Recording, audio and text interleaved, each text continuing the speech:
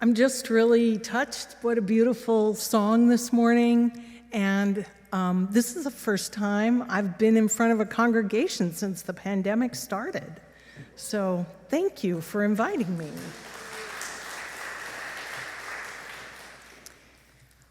It's a big responsibility to be asked to have something to say after all that we've been through in the last several years.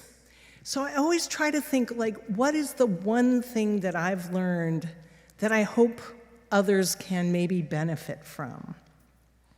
And I was talking to my daughter about speaking here this morning, and she has experienced my fiery side, which of late I've been able to tame.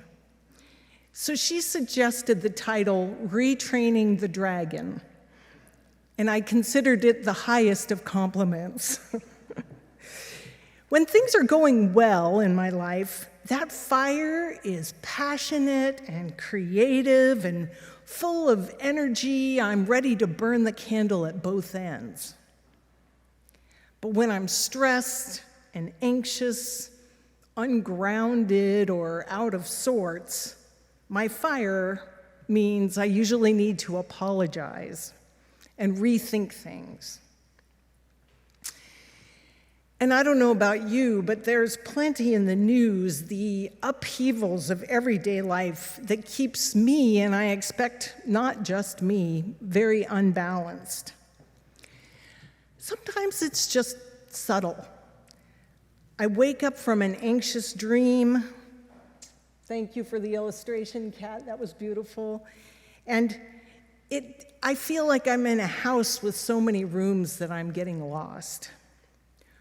And then sometimes it's right in my face, and I'm weighed down by the loss of women's rights. It can range from smoke in the air that we breathe to days that are too hot to survive without air conditioning to our tax dollars spent to assassinate people in countries that we have been bullying for decades. It can be hard to wake up refreshed and put my energy into enjoying life and creating what I do best. These kind of things, from the universal to the petty, honestly, can make me want to spit fire. It might be as simple as waking up on the wrong side of the bed, all anxious and triggered, or it might be as complex as the habitual worry for a family member who seems to know no end of struggle. Perhaps you struggle too, wanting to valorously take on the world, activated by a desire to protect someone or something essential to life. And many of the world's religions have practices to ease these heightened states. When I went to seminary, I was chomping at the bit to learn how to pray. I studied Qigong and Tai Chi because I love that sense of embodied practice. I studied scientist Teilhard de Chardin's Ignatian ways, Buddhist meditation, and I prayed with a group of Muslim friends led by a fellow student. I was really impatient to learn how to bend the mind and the spirit toward better ways. Rather than approaching my innermost parts with the delicacy and the gentleness that Nancy Schaefer uses in her short poem when she says, How shall we mend you, sweet soul? I had a much more martial and disciplined attitude born of a fiery spirit. And when my fiery spirit ignites, it gets hot. Just a little example. When I was growing up, my dad was really sensitive to noises. And my brother and I were actually scared to even make a noise while he was driving. And things like the neighbor's dog barking would just send him around the bend. So not surprisingly, I've been a light sleeper for much of my life. Noise, either while sleeping or waking, can have a surprisingly strong effect on my being. One of the things that seems to get me every week is this assault by the leaf blower that the gardener uses in our neighborhood.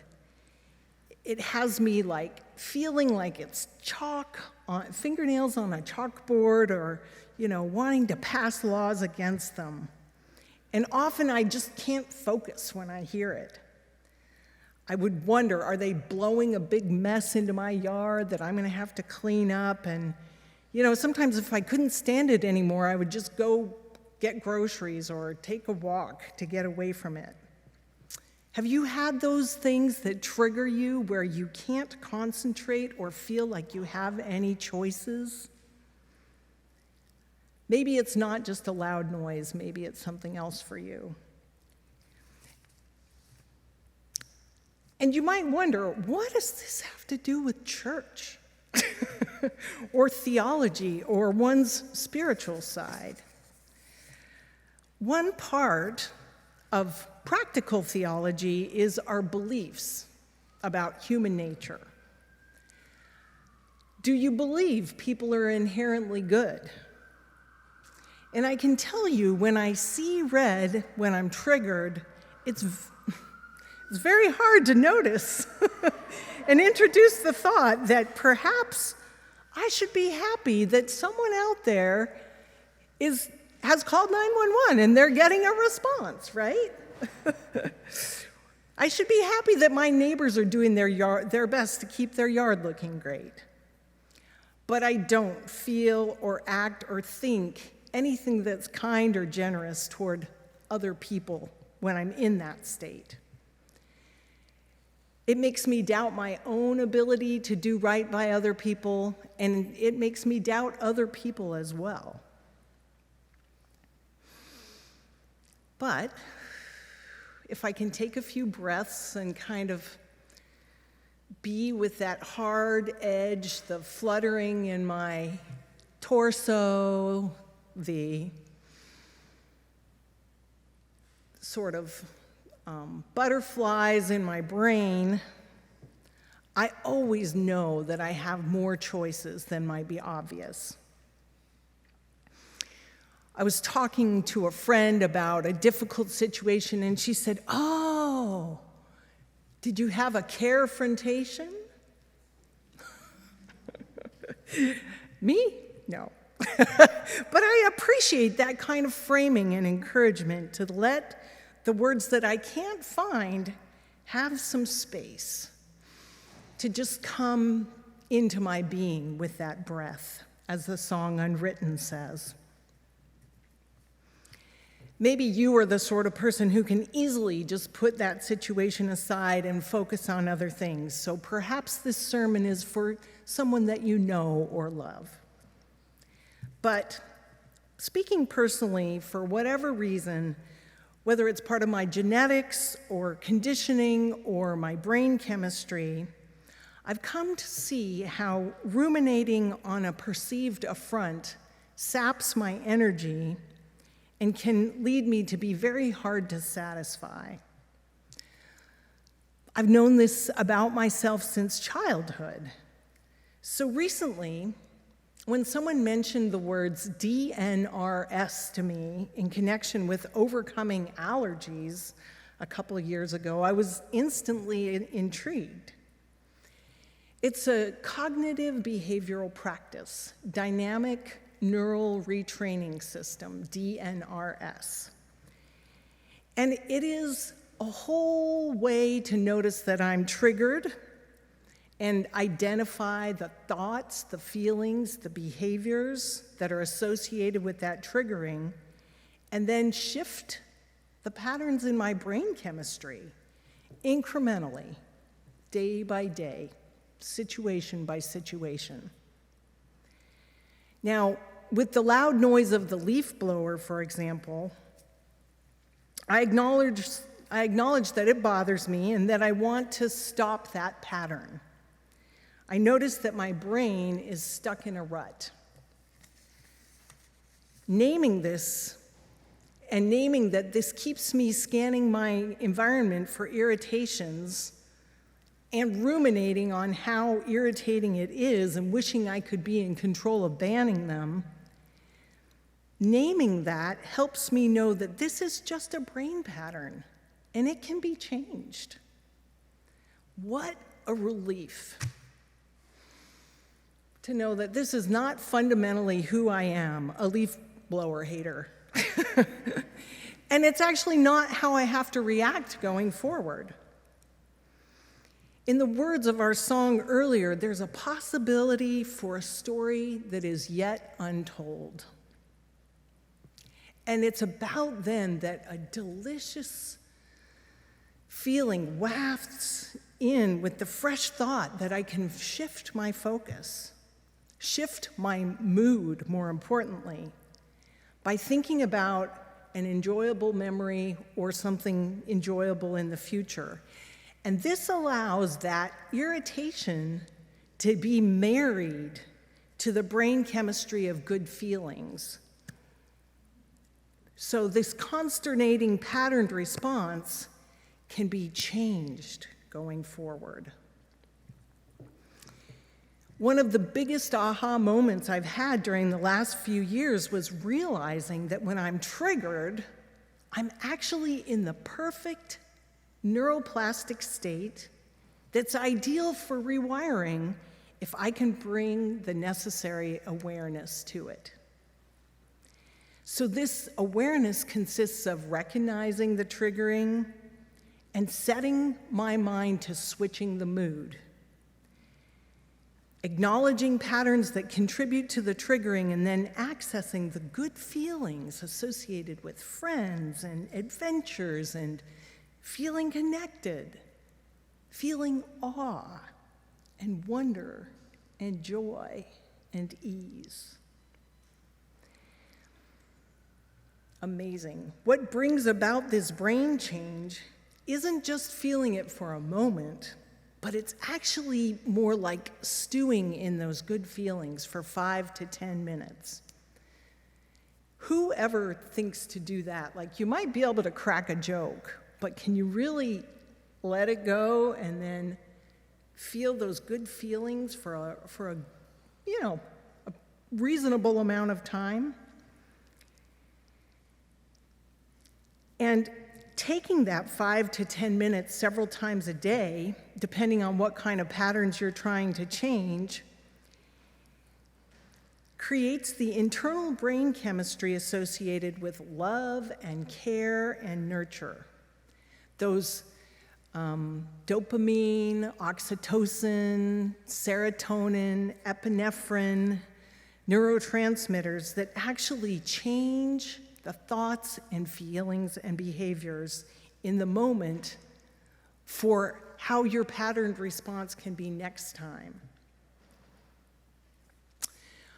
Unlike spiritual practices that I've done in the past that do the same thing, they recommend an hour of meditation or prayer, this practice creates a connection that feels kind of like a portal, transporting my mind from one state of activation to another. Just as Kat mentioned in her reflection, so much of our response to everyday life has to do with habits or habit energies. I really noticed this about 10 years ago. I was hiking by myself, and I was out on the John Muir Trail for several days alone. And I was so scared. I spent hours praying in the best way I knew how. And yet, when I finished, I realized I couldn't remember very much that I enjoyed, except for the occasional things I took a picture of, because I was so amped up in that triggered state. I'm so happy to report that now, this summer, 10 years later, 10 years of working to change habits has helped me both sleep more soundly, wake up more rested and refreshed and less anxious. And I was able to take in the joy, and the beauty, and the awe of wildflowers just springing out of every rock and corner, and cascades of water flying across granite that swirls and has these beautiful colors, and those soaring, jagged peaks that just go on and on and on. That's a place where you could get lost in reveling, and I hope everyone has the opportunity to do that, even if it's just through pictures. In fact, I noticed a pretty big shift a couple months ago.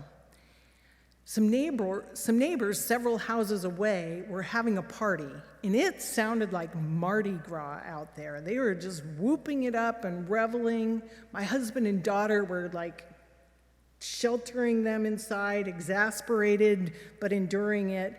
And I ended up going out into the night, and the fact that the neighbors were celebrating something just tickled me. I never would have thought I could have that kind of experience a few years ago. I'm well into my 50s, and there are just certain patterns of being that feel both familiar and unwelcome, even if they might be justified in some way. Now I can associate them with thinking patterns that have gotten reinforced for whatever reason, thinking patterns that I would like to be released from. Some of these patterns are like checking my body for pains or things that feel weird, scanning the environment for triggers, having a very negative looping conversation going on inside my head, blaming people or trying to justify my words or actions. Other patterns might be procrastinating and rushing and perfectionism. There are a lot of these patterns. I've learned that much of these patterns are part of the limbic system functioning. So between your cerebral cortex, where all your logical, intelligent thought is going on, and your brainstem that just keeps you alive are your amygdala, your hippocampus, your cingulate gyrus, and other organs that regulate these autonomic processes that have to do with memory and emotion, with reward and pleasure and addiction even. And because what fires together wires together, a favorite saying of cognitive scientists, sometimes things that happen together get associated in your brain even though there's no real causal connection.